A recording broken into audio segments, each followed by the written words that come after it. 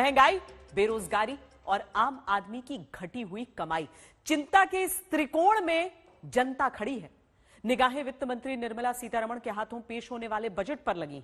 जन्म से लेकर मृत्यु तक टैक्स के जाल में फंसे आम इंसान की ख्वाहिश बस इतनी है कि टैक्स पर राहत मिल जाए, जो पिछले कई वर्षों से बजट में नहीं मिली। जब देश में पिछले 8 साल से टैक्स पर कोई बड़ी राहत बजट में सरकार ने आम जनता को नहीं दी है, तब क्या 5 राज्यों के चुनाव से पहले आ रही सरकार की इस डिजिटल बजट वाली प्रति में टैक्स छूट वाला तोहफा मिल पाएगा, जो लाख दुखों की एक दवा है? महंगाई का हाल ये कि देश में 9 महीने से थोक महंगाई दर 10% के ऊपर। आम आदमी की घटी हुई कमाई का हाल ये कि सबसे गरीब 20% भारतीय परिवारों की सालाना आय भी 5 साल में 52% घट गई। बेरोजगारी का दर्द ये 4 महीने में देश में बेरोजगारों की तादाद 3 करोड़ 18 लाख पता चली। तब क्या जो लाख दुखों की एक दवा है, क्यों न टैक्स घटाए वाली तर्ज पर सरकार बजट में राहत देगी?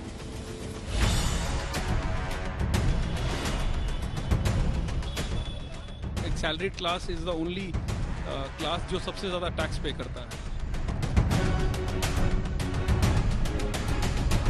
महंगाई इतनी है कि वो आज ज्यादा टैक्स मार देता है।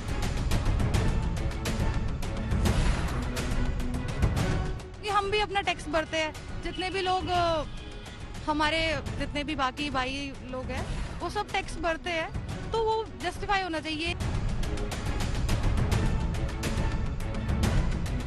काफी दिन हो गए, एटीसी का लिमिट बढ़ाना चाहिए। अगर इनकम टैक्स में कुछ रिलीफ मिलेगा तो ऑटोमेटिकली फर्क पड़ेगा लोगों को।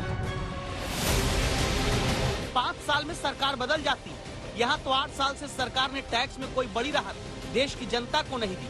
बस इतना सा ख्वाब लिया आम आदमी इंतजार कर रहा है कि वो दिन आ जाए, वित्त मंत्री कह दे कि जाओ जनता टैक्स घटा दिया, जी लो अपनी जिंदगी। काहे कि 2014 में आखिरी बार टैक्स में छूट वाली बड़ी घोषणा हुई, उसके बाद से बियाबान सूखा पड़ा है।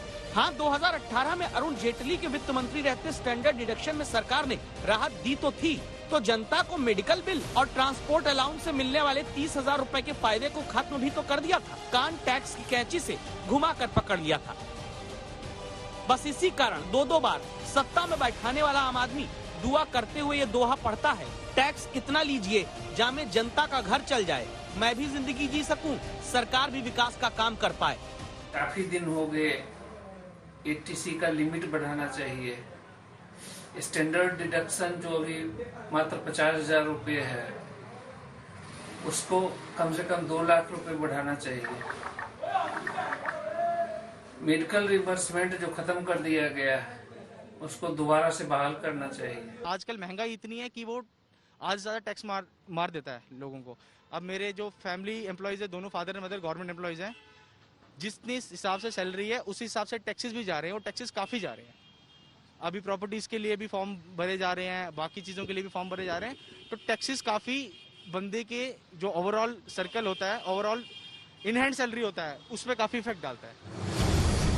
जम्मू के अनमोल की बात सुनने के बाद आपको लगेगा क्या वाकई टैक्स इतना है कि हाथ में वेतन कम लगता है? अब आप ये जान लीजिए कि आम आदमी जो कमाता है उस कमाई पर सीधे 5% से 30% तक इनकम टैक्स भरता है। फिर अपनी कमाई से ही 4% का हेल्थ और एजुकेशन सेस भरता है। पेट्रोल डीजल खरीदा तो 60% पैसा टैक्स में जनता का चला जाता है। गाड़ी खरीदी तो टैक्स, गाड़ी के इंश्योरेंस पर जीएसटी, गाड़ी सर्विस कराई तो टैक्स, गाड़ी सड़क पर लेकर चले तो रोड टैक्स, टोल टैक्स, घर खरीदने की सोची तो स्टैम्प ड्यूटी पर जीएसटी, घर के लिए कर्ज लिया तो प्रोसेसिंग चार्ज, फिर उस पर जीएसटी, घर खरीद लिया तो हाउस टैक्स, वाटर टैक्स, बिजली मीटर तक पर अलग अलग टैक्स। अपनी गाड़ी छोड़ बस, मेट्रो, रेल, हवाई जहाज से चले तो टिकट पर टैक्स कटाता है आम आदमी। फ्लाइट के टिकट में कई बार बेस फेयर से ज्यादा fuel surcharge, service fees, service tax का चार्ज होता है। कैब में चले तो भी जीएसटी भरती है जनता। घर का राशन खरीदा तो एक सामान पर जीएसटी जुड़ी रहती है, यानी आप टैक्स भरते हैं। दाल चावल से लेकर 5 रुपए के बिस्किट का पैकेट भी बिना टैक्स के नहीं मिलता। पैसा बचाकर कहीं सेविंग में लगाने चले या निवेश किया तो भी टैक्स। निवेश का पैसा निकालने लगे तो भी जनता टैक्स भरती है। निवेश की कमाई पर short term, long term capital gain tax भरती है। बैंक एटीएम से तय सीमा के बाद पैसा निकालने पर आम आदमी सर्विस चार्ज भरता है। कुल मिलाकर कहानी है, आम आदमी को जन्म से लेकर मृत्यु तक हर बात पर टैक्स भरने का कर्म करना पड़ता है। इतने तरह के टैक्स भरने के बाद आम आदमी की सीटी बच जाती है। शालिनी अरोड़ा जैसी गृहिणियों को समझ नहीं आता पेट काट कर घर चलाएं, ये मान ले कि टैक्स भरकर देश चला रहे हैं। दाल है वो कोई भी 150 से कम की नहीं है। जो बजट हमारा 23-24 हजार तक होता था, आज वो 35 हजार तक पहुंच गया है।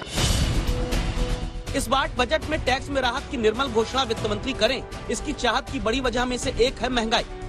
बजट से पहले पेश आर्थिक सर्वेक्षण में महंगाई को लेकर चिंता जताई गई। दिसंबर महीने में थोक महंगाई दर ने 12 साल का रिकॉर्ड तोड़ा है। साल भर में रसोई गैस सिलेंडर 250 रुपए महंगा हुआ। बीते साल पेट्रोल डीजल का दाम 25 रुपए प्रति लीटर तक बढ़ा। खाद्य तेलों के दामों में 50% तक का छौंक लगा। महंगाई बढ़ती है तो आय और खर्च में आम आदमी के घर के भीतर असमानता आ जाती है। टैक्स लगातार भरता आ रहा आम आदमी तब उम्मीद करता है टैक्स में राहत सरकार दे। उसे टैक्स में राहत इसलिए भी चाहिए क्योंकि कच्चे तेल का दाम 7 साल के उच्चतम स्तर तक पहुंच गया है। जनता समझदार है, वो भविष्य देखना जान गई है। उसे अंदेशा है 5 राज्यों में चुनाव के कारण ही अभी पेट्रोल डीजल के दाम नहीं बढ़ रहे, वो भी बढ़ गए और टैक्स में राहत नहीं मिली, तब कैसे घर चलेगा। हमें पता है जैसे इलेक्शंस हो जाएंगे वैसे जैसे ये अभी रोड्स बनवा रहे हैं इलेक्शन से पहले, उसके बाद ये वापस से हाई होने वाले हैं। तो हमारी एक्सपेक्टेशन जो है वो है कि मिडिल क्लास इंसान इतना ही चाहता है कि नॉर्मल हमारे जितने भी रहते हैं एक्सपेंसेस वो नॉर्मल ही जाए, क्योंकि हम भी अपना टैक्स भरते हैं। जितने भी लोग हमारे जितने भी बाकी भाई लोग हैं वो सब टैक्स भरते हैं, तो वो जस्टिफाई होना चाहिए। ये नहीं कि जो अमीर लोग हैं वो अपना टैक्स चुराते हैं, बट उससे भी कोई फायदा नहीं होता। गवर्नमेंट को पैसा नहीं मिलता तो वो रेवेन्यू बढ़ाने के लिए पेट्रोल के प्राइसेस बढ़ा देते हैं, अल्कोहल के प्राइसेस बढ़ा देते हैं, तो उससे काफी मिडिल क्लास लोगों को काफी प्रॉब्लम होती है। अमीर आदमी को रिबेट मिल जाती है, गरीब आदमी को सब्सिडी। मिडिल क्लास आदमी देश का टीवी देखता रहता है कि बजट में इस बार टैक्स वाली छूट आएगी, फिर निराशा हाथ लगती रही है। यही कारण है एक बड़े ऑनलाइन सर्वे में 74% जनता की बहुमत से राय है कि आयकर में छूट बजट में दी जाए, टैक्स के स्लैब को रिवाइज किया जाए। 11% जनता चाहती है पेट्रोल डीजल के दाम में सरकार टैक्स और घटाए।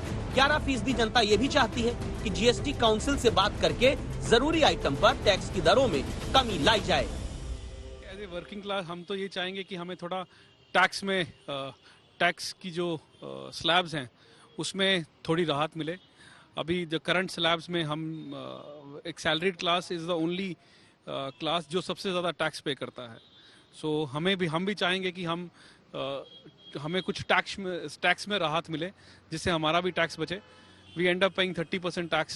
सो कुछ ना कुछ हम एटीसी में जो 1.5 लाख की जो रिबेट है हम चाहेंगे कि यार उसको बढ़ा के 2 से 2.5 लाख रुपया कर दिया जाए, थोड़ा टैक्स लिवरेज और हो। ये हमारी we are as a salary class we are expecting this that ये होना चाहिए। अगर हमारे एंगल से सोचे तो अगर मिडिल क्लास का जो खर्चा इन 2 सालों में बढ़ गया है और आमदनी आधी हो गई है, अगर वो बैलेंस कहीं पे अचीव किया जा सकता है, that is all a middle class person will ask for. क्योंकि सब तरफ कोविड की वजह से तनख्वाहें तो हमारी कट गई और टैक्सेस बढ़ गए हैं और हमारा घरेलू खर्चे लिटरली डबल हो गए, चाहे वो सब्जी के दाम है, चाहे वो ग्रोसरी है, किराना है, सब।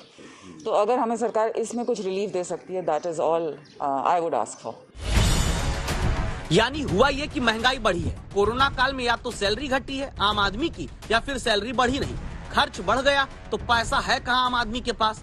ऐसे में टैक्स घटौती ही क्या इकलौता मुख्य विकल्प है जिससे जनता को राहत देना जरूरी है। दिल्ली से तेजश्री पुरंदरे और जम्मू से सुनील जी भट्ट के साथ आज तक ब्यूरो।